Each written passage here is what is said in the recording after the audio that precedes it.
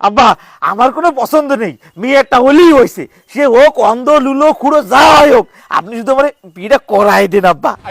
আচ্ছা ঠিক আছে, তুমি এখন যাও, আমি তোমার জানাবানি, যাও। ঠিক আছে আব্বা, আমি যাচ্ছি।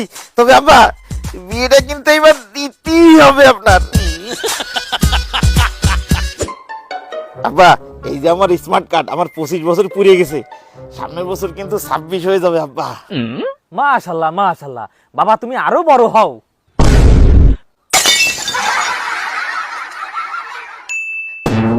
আব্বা আজকে মনে হয় খুব ঠান্ডা পড়েছে আব্বা, তাই না? কই বাবা, না তো, আজকে তো ভালোই গরম পড়েছে। আব্বা ঘরের ভিতরে আমার অনেক ঠান্ডা লাগে একা একা, তাই কথাটা আপনারে বললাম। তোর যদি কম বলে না হয় তাহলে ঘরের মধ্যে আগুন ধরাই দে, ঘরে একবারে গরম হয়ে যাবে। আব্বা বিষয় ওঠে না, আমার ঘরের ভিতরে একা একা থাকতে ভয় করে, এই জন্যই আপনাদের কথাটা বললাম।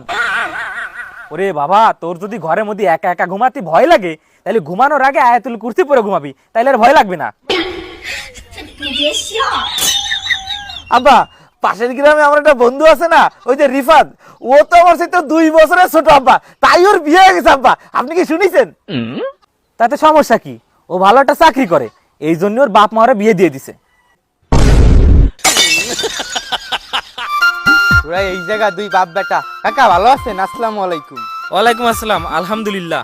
কাকা আসলে হইছে কি, এই 15 রমজানে মোর বিয়া, আমনগো ফ্যামিলি সহ সবাই দাওয়াত, তোরা কিন্তু আবি ফ্যামিলি সহ মোর বাড়ি দাওয়াত খাইতে। তোরও বিয়ে? আরে হয় হয় বেটা। রমজান মাসে তোর বিয়ে? আরে তোর বিয়ে খাতে গেলি তো ওই খালি টাকা দিয়ে আসতে হবে, খাইতে পারবো না রোজা থাইকে, তাহলে লাভটা হইলো কি?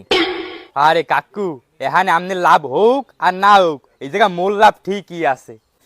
তোর কি লাভ? আরে বেডা, রোজা রমজান মাসে বিয়ে হলে বিয়ের খরচপাতি কম, বুঝছো? আর শ্বশুর বাড়িতে কইছে ঈদের আগে মোরে বোনাস দেবে, বোনাস, ওইটা কিন্তু যৌতুক না, তোরা আবার যৌতুক ভাবিস না, বুঝছো? আচ্ছা কাকু, মুই হেইলে যাই এখন, আপনারা কিন্তু ঠিকই যাইবেন 15 রোজায়, মোর এখনো কাজ আছে, ঠিক আছে?